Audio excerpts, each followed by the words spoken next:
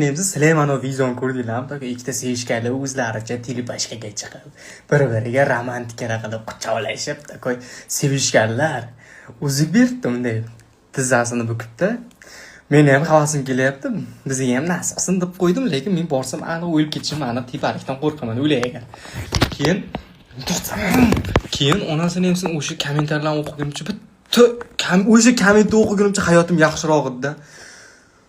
Yigit kishi ham tizzasini qo'yib bunday qiladimi? Birinchidan O'zbekiston emas, ikkinchidan chet el, uchinchidan sani nima ishing bor birovning hayoti bilan. Xohlasa boshini bunday qilib, xohlasa bunday qilib qiladi. Xohlasa umuman qilmaydi. Senga nima qiziqchiligi bor degim keladi-da.